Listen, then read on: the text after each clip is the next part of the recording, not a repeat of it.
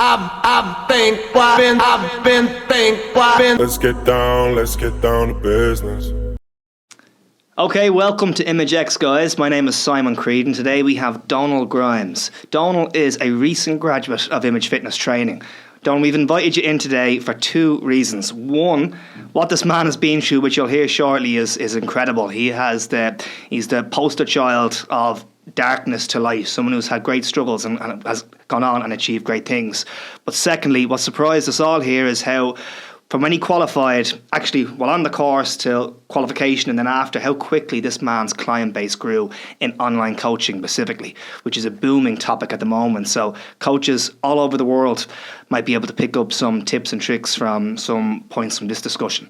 So let's dive in. Donal, thank you for coming in today and joining us. Thanks very much for having me, Simon. Yeah, brilliant. Let's, if you don't mind, start right back, please, as far as we can go. Tell us even your younger years, growing up, teenage years, and everything else, if you don't mind.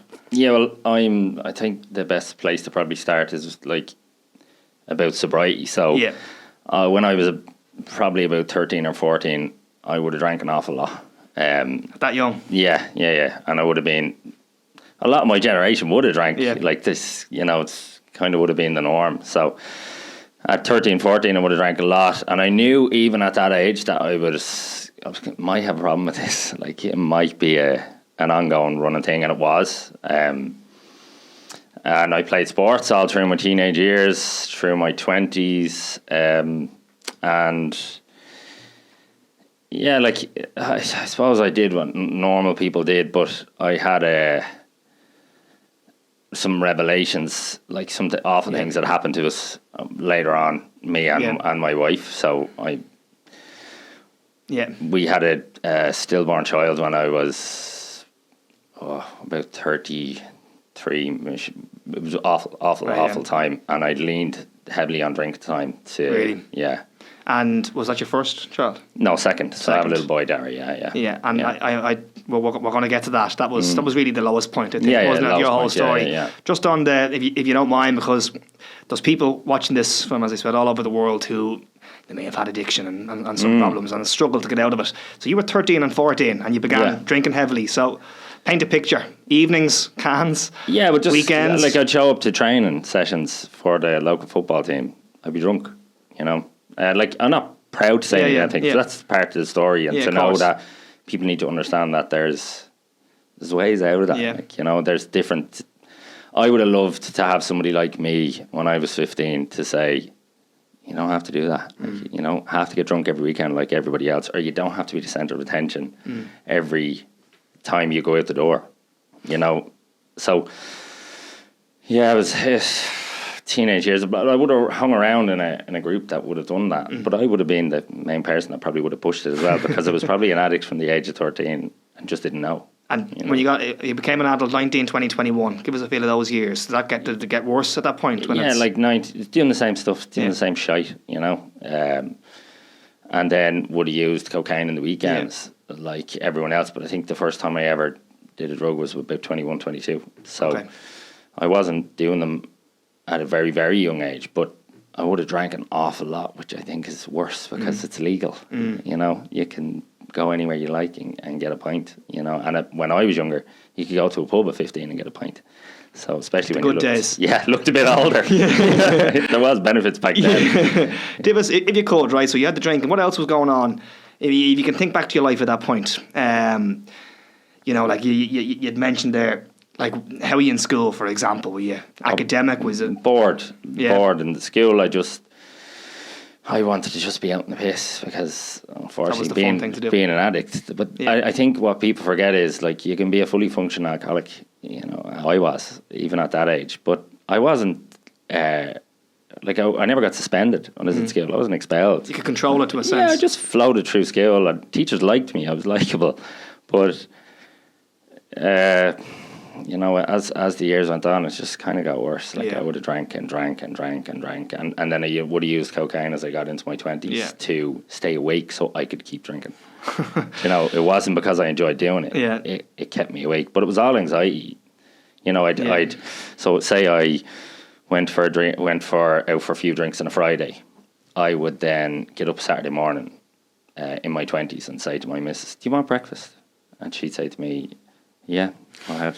So she half knew where I was going. And I'd run into the pub at 10 o'clock in the morning and I might have 3 or 4 points, and that would get rid of the anxiety. The anxiety would come down and I'd say, oh, Jesus Christ, thank God, stop. And what I'd do in my head is I would make up that I had met people that I had never met. No way. And I'd say, I'd apologise to people. I might meet people on the road and say, I apologise for last night. They might not even been out. I was just so racked with anxiety that's what I do. So. Do you mind talking about the anxiety a little bit more? Because a lot of the graduates we've worked with over the last 10 plus years, it's a hot topic at the moment, which I'm sure you know. The mental health, the depression, everything that's going on, it's bananas. But the anxiety is so, like, I'm hearing that non-stop. Ferocious, yeah. And it's not something that I have much knowledge or experience in. So just try, viewers watching this, just try paint a picture. So you would have been, is it that you're telling yourself? So, like, to paint a picture of what anxiety is like for me, and everybody's anxiety can be different. That's something I've learned, even through coaching. But it was like a fire that you couldn't put out. Like a fire in your head of doom, just constant fire and burning through your head. I cannot deal with this. I cannot. To a stage where I don't want to be here.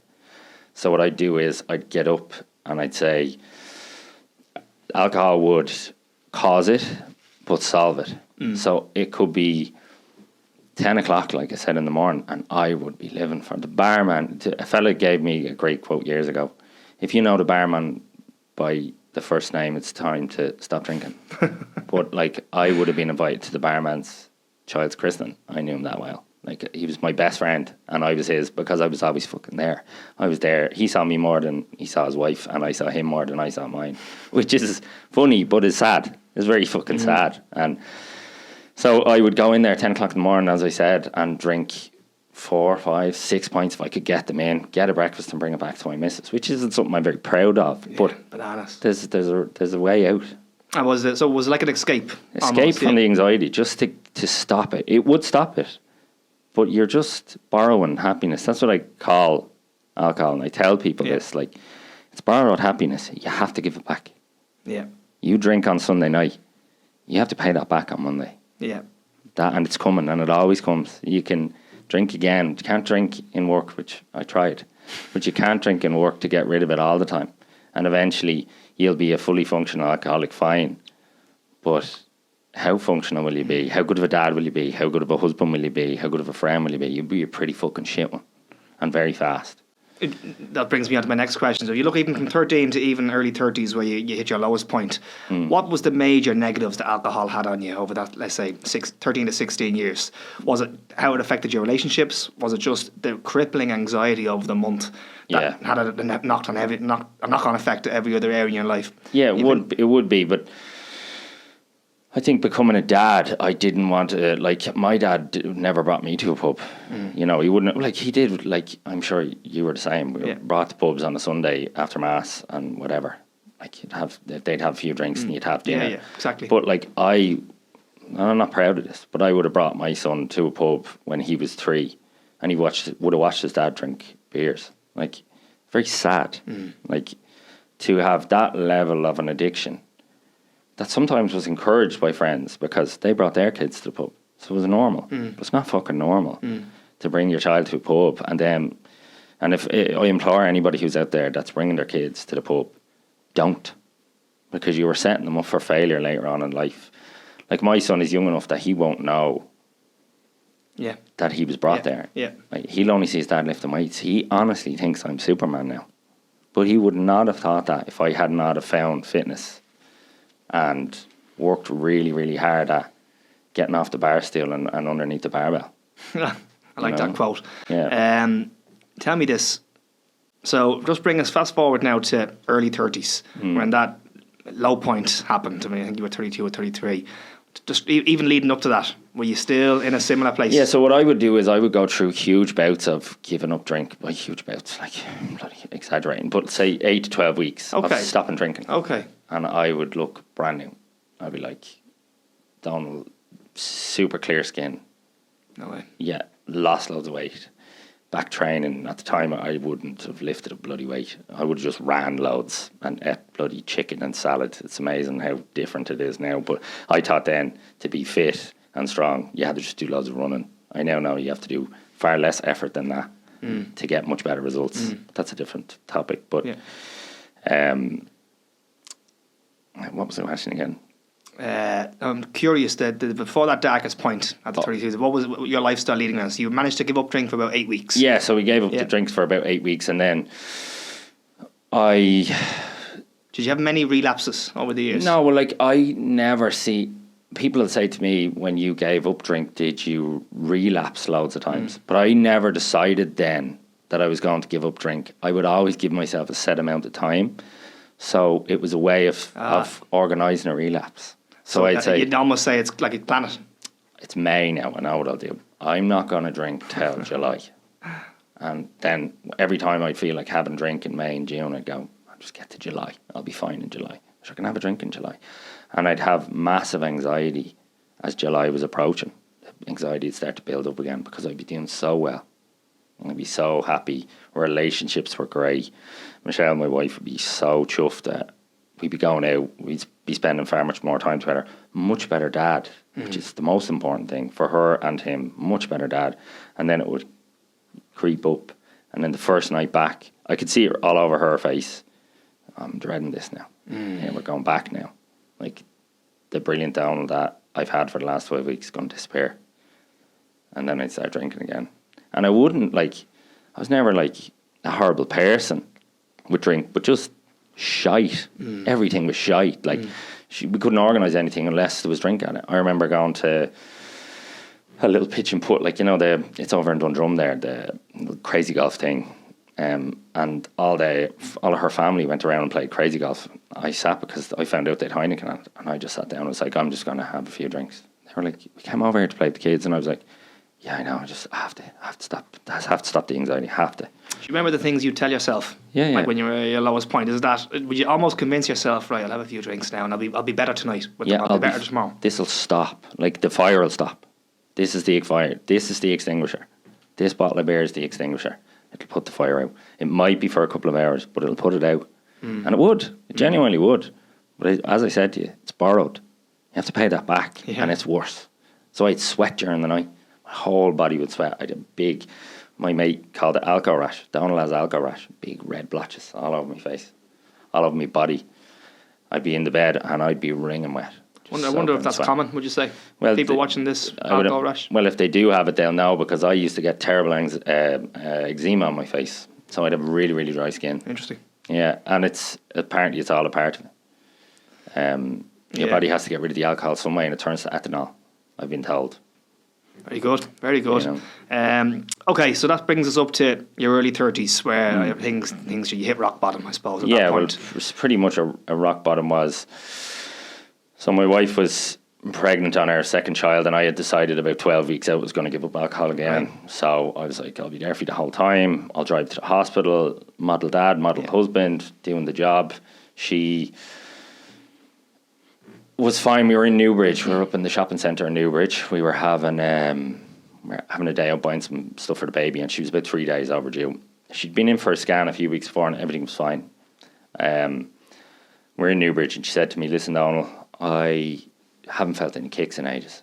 And I was like, be fine, totally fine, don't worry about it. Be fine. How far out was the due date at this point? We were 3 days over. Oh, sorry. He was 3 days over, so he's perfect. He's a perfect baby. And we went into we were on our way home, and I said to her, I'll drop Dara off at your mum, and we'll go straight to the Coombe. She said, okay. And on my way to the Coombe, I could feel my stomach dropping. And I was like, she kept saying, there's no kicking. And he was very active at the time. Very active baby the whole way through. So we got to the Coombe. They brought us into a room. And the nurse said, relax, you need to relax. We're going to check. Put as I call it, the price checker on. And no heartbeat. And I remember seeing a monitor, just like that. Exactly like that. And it was just... blank. Did it again. I said, do it again. Did it again. Got another nurse. Do it again. Did it again. Nothing came back. Got a doctor. And I was just now in free fall at this stage. I may as well have stepped off a cliff. Really? Just free fall. Doctor came in, did it, looking at me in the face as if to say, like, you know what I know. And I knew. And with that then, just pandemonium. Really? Fucking pandemonium. Just screaming. Everyone. Brought down into a room and they went through everything. What happens now? She had to take pills, go home, go into labour, forced labour, give birth. And the whole time this happened, I literally went flat out on the drink. Did you? Because I did not have any other coping mechanism. I was never taught, and that's not my parents' fault. Like, I was just never taught. Well, none of us are. My parents weren't taught. You don't know now. I don't know now. Well, I do know now because I've gone through it and I've learned from it. But my coping mechanism was to drown it all out with drink. Just drown it. Kill that anxiety. Kill all that pain with drink. And that's what I did. So she was in labour. And I had gone up into the pubs to try and drink as much as I could. I went and bought bottles of vodka across the road. Yeah, bottles of whiskey. And I drank them the whole entire time. I remember she was giving birth, and I remember thinking to myself, I can't deal with this. But I was drunk. And go on. And then what happened then? he was born. Connor was born, and then we had to organise his christening, and then his funeral. So we went into the hospital with a baby bag, and he came out in a coffin. You know. And then, if you don't mind, even straight after that, was it continuing on the drink? Oh yeah, fuck me, was it continuing? Yeah, I was just not dealing with this. Right. Like, my way of dealing with this is the way I've always dealt with this, and that is to get fucking blackout drunk as much as I could, as often as I could. And were you, like before, were you able to kind of semi-function though as well? Oh yeah. Like, I took a few weeks off work and then went back. And my dad was like, you don't need to be here. Like, my brother was like, you don't need to be here. You really don't need to be here. And I was like, what the fuck else am I going to do? Yeah. I'll stay at home and get pissed. Yeah. Like, at least if I'm here, there's 8 hours of the day I can't be drunk. And then I got to a stage where I went into, not many in my family know this, but I went into work and brought cans in a car. And I didn't drink them on the way in, but I drank them in work and got my brother to drive home that evening. He was like, why are you making me drive home? It's like, because they didn't know I was drunk. Yeah. Because I couldn't. I shouldn't have been near work or anywhere else, but I didn't know what else to do. Yeah. No other avenue. Fast forward a couple of weeks then after well, my mum at the time had cancer, so that really, I honestly think that she was never going to survive it, but it hurried on her death, and she went into the hospice. 100%, yeah. Just destroyed her. Traumatic. Destroyed her. Yeah, destroyed her. Like it did everybody, my whole family and Michelle's. And then my mum went into the hospice, and then on February died. So, which is how many weeks after? So Connor died on the 12th, was born on the 14th, and was buried on the 16th. And my mum died in February. So December to February, we lost my mum and my son. So. Crazy. Right after that, probably around the time, a few more weeks passed, you went back to work. On and off with the dad. Tell me the next chapter in your life. How, and even with the drink as well. How much? Well, then how far did it go downhill? I just kept drinking. Like, it's a blur, and that is a complete and utter honesty. Like, it's an absolute blur. Like, the whole lot of it is blurry because I just drank all the time. Like, I just drank all the time as much as I could. Yeah. Now, the funny thing is, Simon, I didn't drink from Monday to Thursday, but I would be fucking bananas from Friday till Monday morning. You know, like 1, 2, 3 on Sunday night. I could be still in the local pubs or walking around the roads. Like, but it seemed okay to people because I wasn't drunk all the time. It wasn't okay. It's not normal to live like that. Like, it's not normal to have to use drink like and for anti-anxiety because it causes it. It's the problem and solution to all of life's problems, especially in Ireland. Okay. Tell me about the first positive step. Well, you see, I went a year later then. Well, I had to give up drink then. So what I did was I went on another stag. I was invited on a stag. I spent that whole weekend pissed. Went on and went home to the doctor and said, I've headaches. Why have I got terrible headaches? And he said, why do you think you've got headaches, you gobshite? You're flat out in the drink for 4 days. You could have done serious damage to your brain. So I gave it up again in the June. And then in October, I went on another stag. Same thing again. Same thing. And I knew I was going to have to fucking give it up, stop acting the bollocks, like it's just going to happen. And then at 33, I think it was 33, I went on that stag. I went into work on the Tuesday. It was the bank holiday, so the Halloween weekend, say.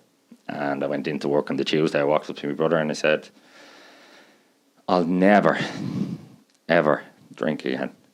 After the Stags. Yeah. And was that it? Was that the final? Yeah. That's it. Jesus. Okay, so you were 33 at that point. It must have been a real heavy weekend. Yeah. To say the least, to finally push you to that. Okay, even that last sort of chapter, right? I know it was kind of quite close to losing your mother and your son, but were you training in the gym? Were you always into fitness? No, well, I would have been into fitness in a way. The great thing about fitness for me was it gave me something to focus on, bar alcohol. So it was something to use to help with anxiety. So I needed to take this personality I have, which is addictive, because you're always an addict. It doesn't matter who you are, you'll always be an addict. You'll always be in recovery. Now, I'm not in the AA or anything like that. I just did a cold turkey, but I have great respect for any organisation like that. But you have to find something else, and I found fitness. I went and got a coach, Crux Nutrition and Fitness. I asked Killian for a bit of help. I said, I don't know what I'm fucking doing. I'm over here on machines, pissing around. How soon after was that your day you gave up the drink? I gave up the drink in October. I started training myself till November, December, and I think I messaged Killian around December and started in the January. Quite quickly after. And between January and April, I got shredded. Oh yeah, you were about 2 stone overweight. Yeah, I would have been a bit over 15 stone at the time. I have a few pictures on my Instagram. You'll see them. DG coaching. Get the plugs in. Yeah, you have to. Yeah, but okay. Yeah. So talk about that part of your life, please. From that point on. So I got a plan off Killian and did a bit of PT with him, and then went to the gym, and I was just like, I was fucking built for this. Like, you fell in love with it. I fell in love with it. I should have been doing this. From my biggest regret after everything that's happened to me is that I didn't find fitness sooner. Fitness is a word that I like.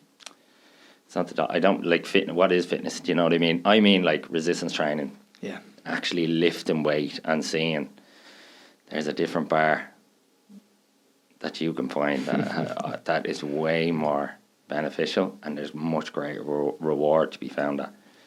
Someone watching this, let's say they're the other side of the world, Canada, for example, and they're struggling with addiction, any of the types, would you encourage them to start resistance training? Or actually, would you even encourage getting a coach for someone at that varying point? Get a coach. Yeah. Don't go to a gym and stand and, like, by all means, go to a gym and do whatever you like. But if you want to get the best from it, you don't need to do hours and hours of mindless cardio. Everybody thinks that, even now. I thought that.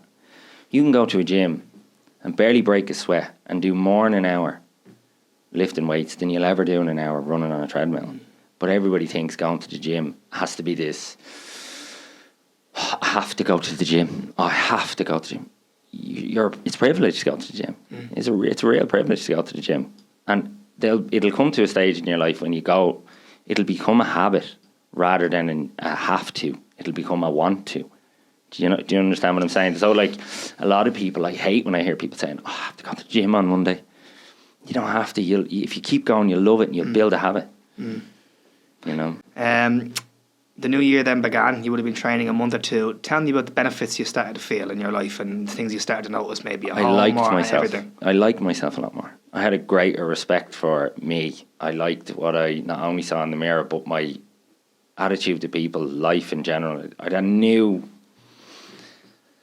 lust for life. That's like I just love to do it. I still love doing it. Yeah. I'll always love doing it. It's what I'll do for the rest of my life. Is this, not podcasting. Yeah. There'll be many people watching this, right? That in different addictions or different challenges and stuff that they have, they've fallen off the wagon, and life gets in the way again. Do you those moments where with alcohol, you try to stay off and then you got back in? You mentioned it was because you had that date and you knew this was coming. But for those who do fall off the wagon, do you have any idea what the reasons are for it, or can you think back to some of those dark days to what was the result of? Right, that's it. I'm going out for a drink tonight. It's the culture. Was it stress? Was it? It's culture. Yeah. In Ireland, it's culture. It's 100% the culture. If somebody dies, where do you go? Yeah. Where do you go? The pub. Yeah, the pub. Yeah. Right. If you have a christening, where do you go? You go to the pub. You get married. What do you do after you get married? You go to the bar. It's in our culture. That is where I don't have a problem with people drinking. I have a problem with being encouraged to get drunk. I've never gone to a pub and not been encouraged to get drunk. Even now, people say, "You don't drink? Why don't you drink?" Like there's something wrong with me. Yeah. You know, there's nothing wrong with anyone who has a drink. But people who don't drink, I can guarantee you, are much more happier than people who do. I can guarantee you. Yeah, 100%. Especially if they had a problem with it like I did. That's what I'm talking about. People who have problems with it. And they'll say to you, I couldn't do without a drink. You weren't born to drink. You know, none of us were ever born and said, you know, there will be a point in your life where you're going to have to do this. You don't have to do it. It's to younger people, I would say, it's cool now not to drink. Yeah. It's much. I have much more respect. I remember slagging people who didn't drink because I envied them. I remember slagging lads that went to pubs and drank tea because I envied them. I would have loved to have had the willpower then to say, I'm not going to have a drink tonight. Tonight at the grad, I went out and I had a few Heineken Zeros and I really enjoyed it. I was home and all, and up to teach 1 to 2 PT sessions and a group instruction the next day, and I had online coaching at a wedding last week. Or 2 weeks ago I went to a wedding. I went up to the room at 10 o'clock and spoke to clients for 2 hours and then went back down to the wedding. 12 o'clock I was back at the bar having a 0-0. I really enjoyed the day. But I woke up the next day, went for a walk in the grounds. Wow. No hangover, everybody else hanging into their rashers the next morning, you know. So you're saying it's culture, it's almost life situations and social events. Would you suggest if someone can identify they do have those addictions, personality traits, they should avoid them? Yeah, but my thing is get a different outlook. Get a hobby, and I don't know if counsellors or people who deal with addiction would do this, but point your addictive personality into something positive. Yeah, that's what I did. So I have become as obsessed with fitness. I'll get up at 6 o'clock in the morning to watch deadlift form videos. I will take somebody like Lorcan and torment him in college. Like there was a stages during the course where it ended up like me and Lorcan were doing this because I was constantly asking questions in class. And I'm sure people were like, Donal, will you shut the fuck up? We want to go home. But I was just that interested in it. I love it. And I would say to people who have that sort of addictive personality is to find something positive and point yourself in that direction as much as you can. Because you'll always be an addict, unfortunately. You'll always be an addict. It's a disease. But you can do something positive with that mindset. Yeah. You know? Okay, we'll go to this again. So tell me, November period, you start training with that coach, life started to probably slowly improve, your weight started to come down, you lost about the 2 stone mark. Just talk, if you could, about the changes in your life and what happened next, and even some of the personal benefits you found. Yeah, well, what I found I was a better husband, so she wanted it, apart from the fact that her husband now had a 6-pack, which she was very happy over. she could constantly see how much better I was doing, you know, in all relationships in my life, but mainly being a dad, because Saturday mornings for my little fella were shit. They were boring for him. He was brought and given colouring books in a pub. He wouldn't have sat there all day. He wouldn't have been doing anything wrong. I didn't see it as wrong. It's wrong. I can see it's fucking wrong now. And if you're doing that, I implore you not to bring your kids to the fucking pub. But fair enough, you're having your dinner and you might have 1 or 2 drinks. Don't do what I did and keep them there all fucking day. So with Darren, with my little man, he now thinks I'm a superhero. He honestly thinks like I'm the Incredible Hulk or Superman. It's like if I take a picture and you see them, they're on my bloody Instagram, of my own transformations and put them up, he'll be behind me next time. You know, like, so you're a role model to them. And I was a much better dad. And if there's nothing else I can take from fitness training, becoming a coach, is just being a better dad. That's enough for me. You probably found your relationship strengthened. Yeah, with your wife, 100% with my wife, with my son, with other family members. There's other family members who've taken inspiration from it. Cousins of mine that have stopped drinking. Wow. Friends of mine. There's a woman on Instagram. She's become a massage therapist. Gave up drink. She's, I think, 3 years now. I just talked to her in a DM on Instagram. She's like, what are the benefits? It's like, you just won't be sad anymore. Is that enough? That's enough. You just won't be sad anymore. And that's it. Amazing. Okay, so things really were starting to look up, and you considered, I think I might finally take the leap. And it's funny, your story that you wanted to do it for so long. You couldn't take that first step. We hear that all the time. There's people watching this who want to do the course, but just for whatever reason struggle to take that first step. Talk to me about that. So my coach, as the months went on and I was getting coached by my own coach Killian, he kept saying to me, you'd be really good at this. Now I know he needed more staff, so that was one of the reasons he probably said it, but he kept saying to me, you'd be really good at this, you have great interest in it, you've took to this like a duck to water, like better than most of the people I have in here. He posted my transformation up on his page, and that got him lots of work from our local town, local village. Like, he'd live out in Rackhill, so loads of people started signing up with him. Not just because of me, he's a great coach, but I was good advertisement, and I became a bit of a poster boy for his work. And then my wife kept saying to me, you want to do this? Like, I was 18 and I'm 36. I was 18 and I filled out my CEO form and I put down fitness and nutrition, whatever it was, fitness and nutrition, something like that. And I think it was 290 or 220 even. I was never going to get for points to get that in college. I was never going to get that. I had no interest in skill. I just wanted to be on the piss with my mates, but I really wanted to do this. Yeah. So it took me 18 years, Simon, to decide to sign up for the course. I nearly signed up for it pre-pandemic. Like, you go and look at Aaron's messages. You'll see loads of them are from me saying, nearly wishing he would say, just sign up for it, Donal, will you? Just sign up for the fucking thing and stop asking me when is the next course. And then in the September I turned around, I was sitting in my car. My wife had told me, you have to do it. Every night she'd tell me for about 2 weeks before, you have to just book it. My coach had told me, and my cousin who was the coach, Amy Grimes, she said to me, book it. So I did. Amazing. Okay, the course began. The course began, and then like the first night, I made some great friends. Hayley, Emma, like Rob. They're all people from the course. Like, there was a great bunch. It was a great group. Like, it was a great group, and we great crack. Even the first night, Larkin had us up doing group instruction. Yeah, everybody's terrified, but I was a little bit older, and one of the reasons I decided I wasn't going to do the course was I thought I was too old. You're never fucking too old. No. You are the easiest thing to find is an excuse. You'll always find one. There's always an excuse not to fucking do something. But just go and do it. Well, the worst thing you can do is not do it. What's worse than... There is nothing else. It's just pick you choose your suffering. Do you want to do this thing, and you might be shit at it and it might not work out? You'll get the qualifications if you try. Yeah. You'll get it. Right? And if it doesn't work out afterwards, you try it. But what's worse than that is not trying. If you don't try, well then you'll never know. So I just said, I'll do it. So the course started. I clicked with Lorcan straight away on the first night. That's the tutor? Yeah, the tutor Lorcan. And he's brilliant. Staying with Steph. Steph was brilliant, and I really, really enjoyed it. I believe there's quite a few characters, and that was a great class. Some of them were so great class at the grad. Tell us about some of your yes, we had like Dino on the first night, Dino Diamond. Everybody who was on the course, like, that was his name on WhatsApp was Dino Diamond, and I loved him. Like, every class should have a Dean in it.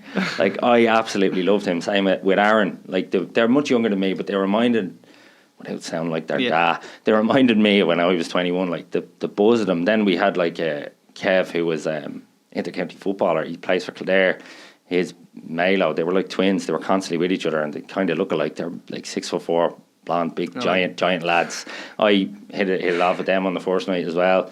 And then there's a girl, Shelley, on it. She actually started the coaching at the same time as me in the January. I talk to her about coaching nearly every day now. Really? We're from two completely different backgrounds. Like, I think I'm 12 years older than her, maybe more.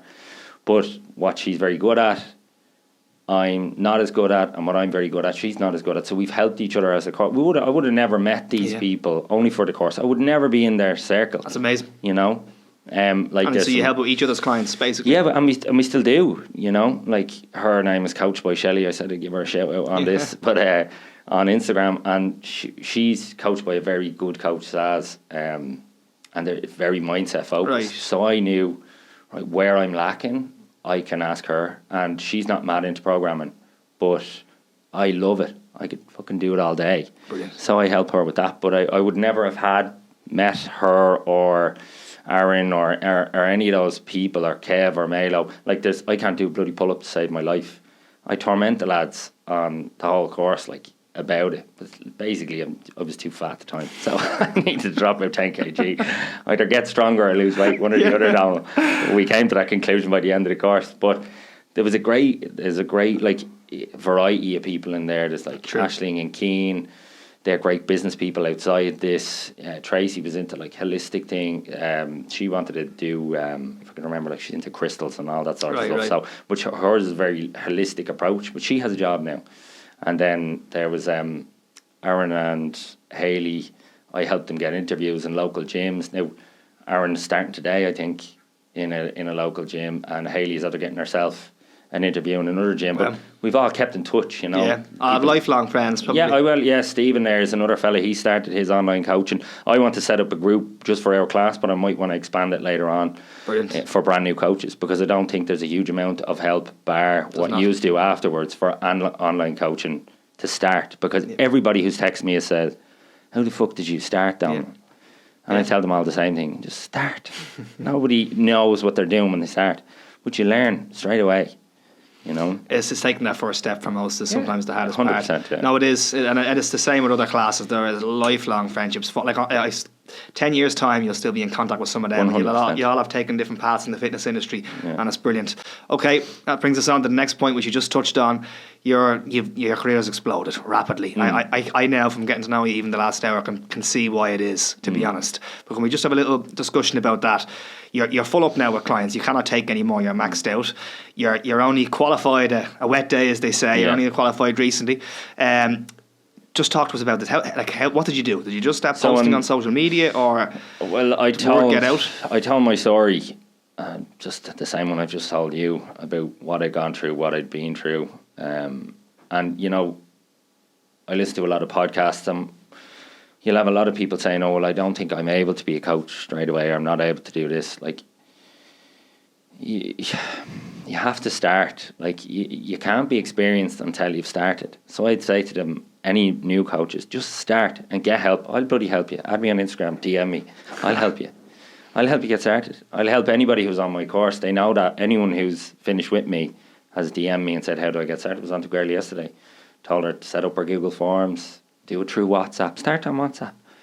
Then eventually you can get your app. But for now, you can start on WhatsApp and just start. So during the course, the girl coached by Shelley, she said to me, I'm going to start doing taking on clients. And I said, yeah, I think I'll start too. So I actually took on 2 of the lads on my course. And I said, I'll coach you for free. Yeah. And they were like, okay, we'll be your guinea pigs. That's a good idea, isn't it? Just doing that. Coach each other. If you're with Image Fitness now, or any other course, go with Image. But if you're not, you could turn around and say, I'll coach you, but don't coach each other. I'll coach you. You coach him. Yeah. You know, and we'll learn from each other. But that's a great tip. It's 100% coach each other and do it for free. I had lots of people say, you're not doing it for free, are you? How else am I going to get experience? Nobody starts at the top. Like, I even had people that say to me, oh, I don't want to start that job because they'll have me cleaning toilets in some commercial gym. I said, but start. You have to start. You have to get your hands dirty. Yeah. If they want you to clean the toilet, do it for a few weeks. But when you're not cleaning that toilet, you do your fucking damnedest to learn everything you can from the best PT in that gym. Yeah, exactly. That's the advice I give you. That's what I tried to do when I was on the course.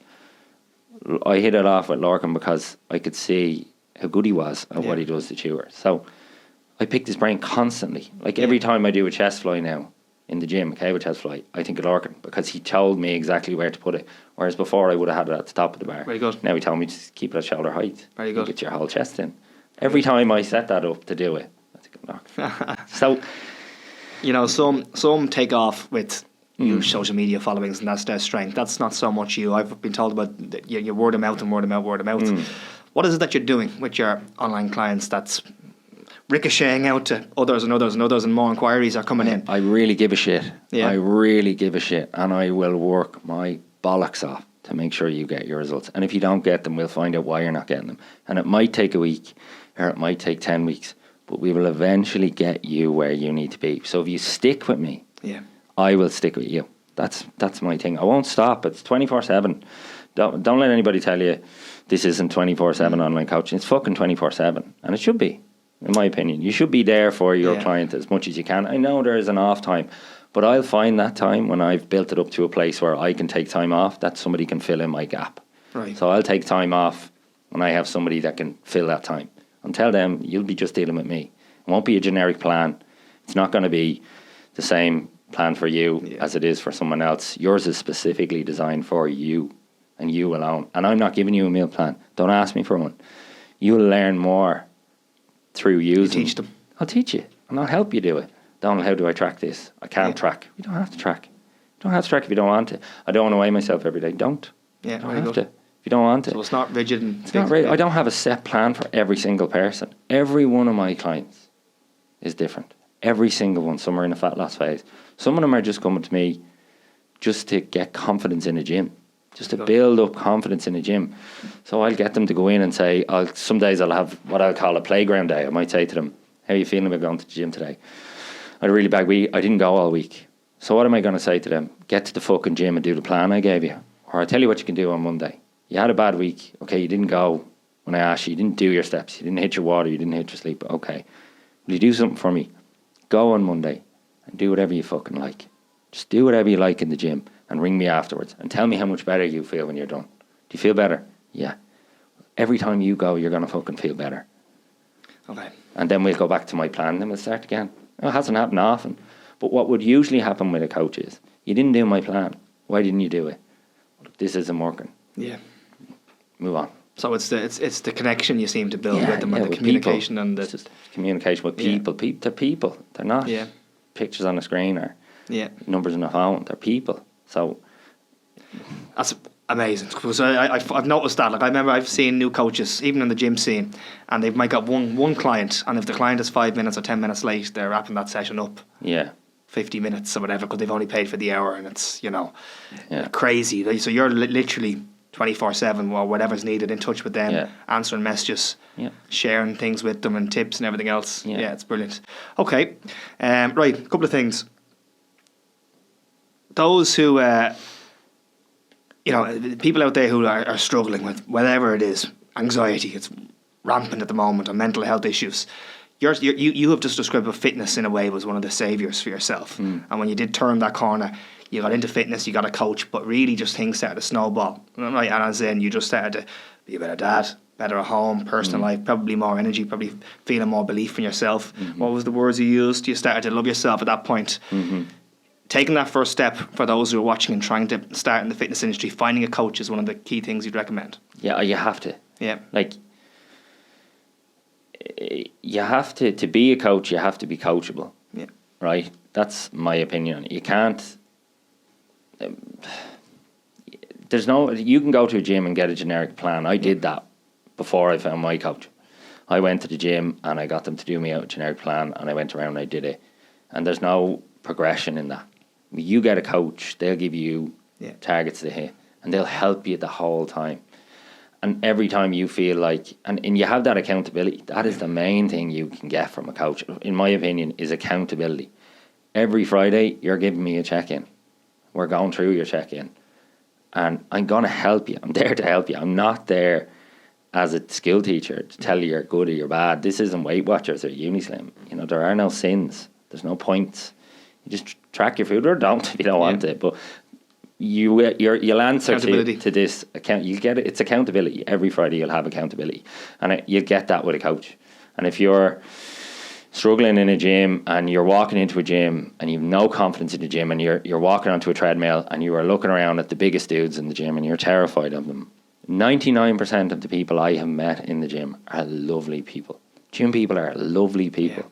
Like, I have had lads come up to me in the middle of doing an exercise and nearly apologise for asking, can they jump in between sets? There are loads of stories about people being, you're dragging me off the cable machine. It's not like that. So by getting a coach, you get that confidence. You can build that confidence up to go into a gym. And remember that the gym is for you too. You pay your membership like everybody else. Yeah. I know you're in the early days in your career, but would you have any tips or suggestions to future newly qualified coaches who want to go down the online road? Well, that jumps off to while you're on your course, coach your peers. Okay. Coach the people in your class. ask them, will they sign up with you? Because they're premium clients. They're already interested in the gym. If half the work is done for you, they know 99 out of 10 of them will have been in the gym. Some people in my class were more interested in doing group instruction. That's another avenue as well they can go down. They don't have to just do PT. You can go and teach spin. And I love spin now. I did the workshop with yourselves in FlyFit. And going in, I'll be honest, I was like, spin's not for me. Yeah. You know, I'm not. I loved the class. I'd happily teach a spin class. That's very common. I loved it. Now, I did do spin for a long time years ago, but because I was resistance training now, cardio, schmardio, I wasn't interested. But once I did the spin class, I loved it. The box fit, the crack we had in class, the night we did the box fit with Image, was unreal. It was lads baiting pads out of it for an hour. It was just a great fun. Like, it's the same thing with the course. Like, doing the course, the best part of it was the crack. The whole time. Like, exams are hard. All exams are hard. They're supposed to be. But if you study and you take as much in as you can from your tutors, from all the online with Johnny, all that stuff, if you just study enough to pass your exams, that's fine. But the crack in between was brilliant. I would happily sit the course again. Amazing. I do it yearly. Honestly, Tom, I would do it yearly because of the fun I had and the people I met. I'll never be in a room. I'm sad to say I'll never be in a room with them group of people again. Oh, you will be. But you will be. You never know. Yeah. But fantastic. And so it's the coaching other classmates or friends and family if you don't have that opportunity in the course that they do. And I think from yourself, which I just love this, is that you don't have the 30,000 Instagram followers and this and that. Do you think it's the quality of what you're delivering that has resulted in those word of mouth referrals? Instagram's very fickle as well. It's like you can have 30,000 followers, but then somebody can be getting 10 likes on a post. So it might be that they bought them, but not that it matters. It doesn't matter to me, because you don't need 100 clients to do really well at this. 20 is lots. 20 clients, 20 people. So 20 people from your town. Just your town. They don't have to be from Canada, Australia, America. They could just be from your town. You get 20 of those people signed up on a monthly basis, and you can do really well, really quickly. But when you start for free in college. Start coaching. Use the tutors as get your experience. That's why mine is... And you used it before and after, didn't you? But one of them, I think. 3 of them. Yeah. Yeah, and like one of the lads, Aaron, did brilliant, but he done everything he was asked. That's the other thing. If you're going to get a coach, do what they tell you, because otherwise you're giving them the money for nothing. It's like a gym membership and never using it. You have to use your coach. That's what he's there for. That's what she's there for.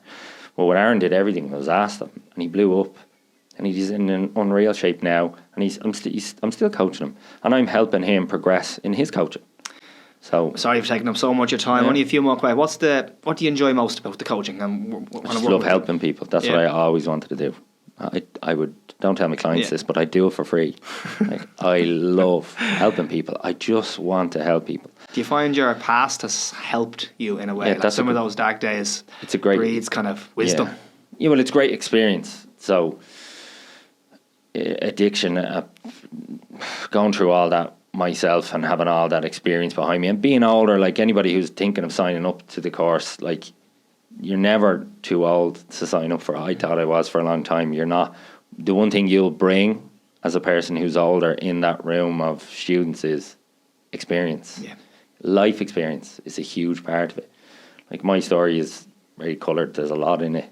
And there's a lot we didn't go through as well. Yeah, there's a lot. Exactly. You can't cover it. We'd be here all day. It's going to get dark soon. But I loved it. I loved every minute of it. Have you the results you're getting from your clients? How does that make you feel? Do you find Great. It's just their mood is the main thing I'm looking for. Their pictures are brilliant. The transformation pictures are brilliant. They get you more clients. Great. Yeah. But it's their mood. It's how they feel about themselves. That's what I want. That's what I want from them. That's what I got out of fitness. Yeah, the way you feel about yourself, and it's not just abs in a mirror. Your whole life will improve from it. Your whole life will improve. Your whole life will improve. Yeah, that's the best way of putting it. Okay, well, I think we'll wrap it up there. Donald, can't thank you enough for coming in and sharing your story with us, and I hope those who are watching will gain something from it. I'm sure they will. But absolute pleasure. Thanks a million. Thanks very much, Simon. Thanks for having me. Brilliant.